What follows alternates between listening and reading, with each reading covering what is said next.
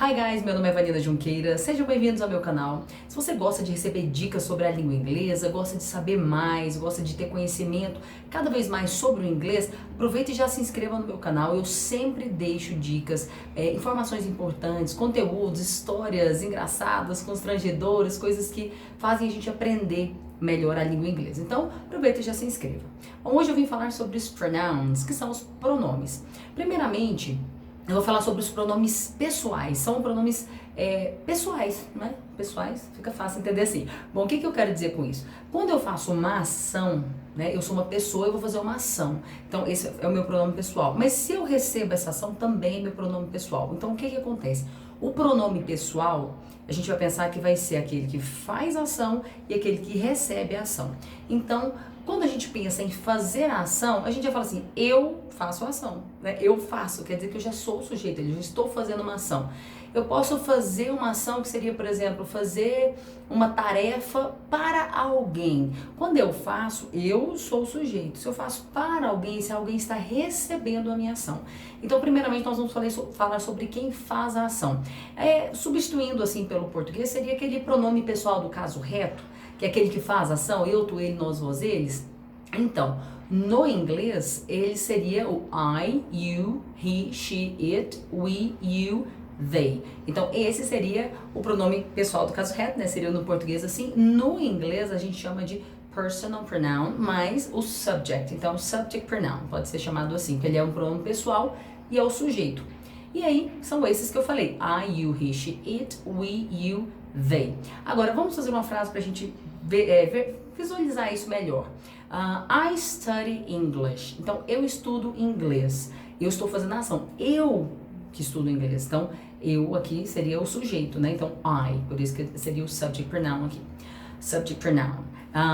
Se eu falo, he plays soccer. Ele joga futebol. He plays soccer. Ele joga futebol. Pronto, ele faz essa ação. Então é muito simples, aquele que a gente mais utiliza. Quando a gente começa a fazer frase, a gente já está fazendo com ele, né? Que é esse pronome pessoal sujeito. Agora, o objeto é aquele que recebe. Quando a gente fala... Até tem uma musiquinha da Madonna fala give it to me. Sabe essa música? Pois é, give it to me. Dê isso para mim. Dê-me isso, né? Poderia ser também.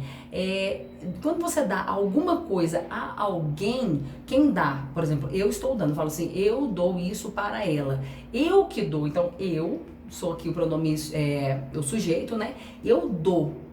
Ela faz o que? Ela recebe. Então eu dou alguma coisa para ela. Se a gente fosse pensar mais ou menos no português, seria esses dois, e quando eu falo dê alguma coisa a alguém, seriam os objetos direto e indireto.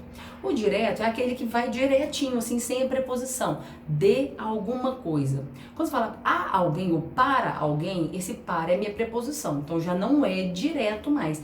Passa pela preposição, então objeto indireto. No inglês não tem isso de pensar se é indireto, se é direto, sem preposição, se não tem. É o seguinte, você dá alguma coisa a alguém, esse alguma coisa, esse alguém, você vai utilizar o object pronoun, que é o pronome objeto. E aí, por exemplo, vou pegar uma frase aqui para ficar mais fácil. She gave me that book. Então, ela me deu aquele livro. Ela fez a ação de dar o livro, eu só recebi. O que eu fiz? Fiquei paradinha. Ela me deu. Então, ela deu a mim aquele book. Aquele book é ótimo, aquele livro.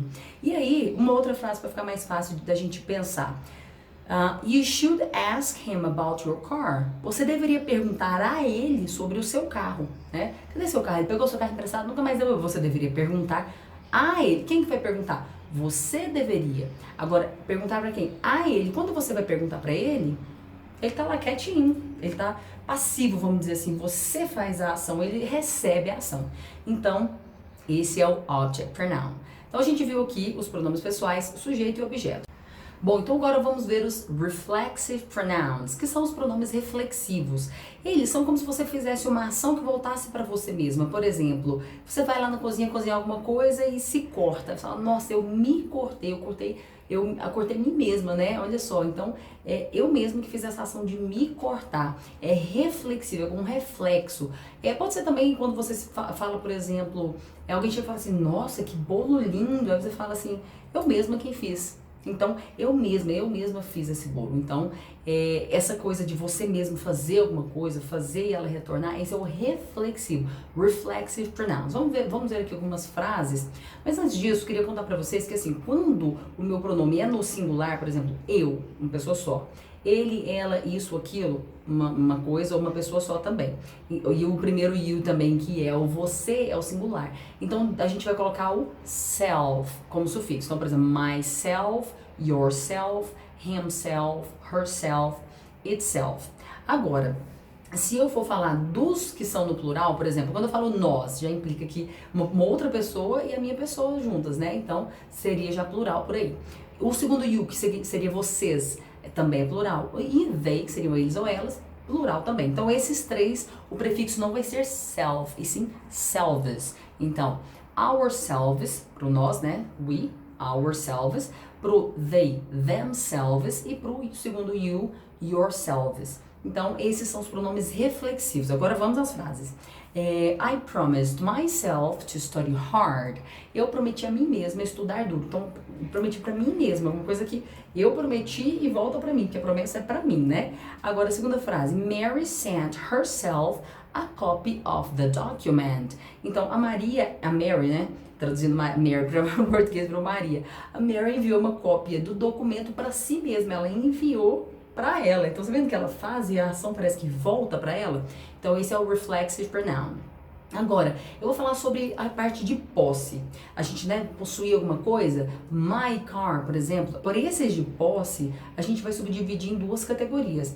Aqueles em que a gente tem um substantivo logo depois, que são os possessive adjectives, e os outros que não vem o substantivo depois, que são os possessive pronouns.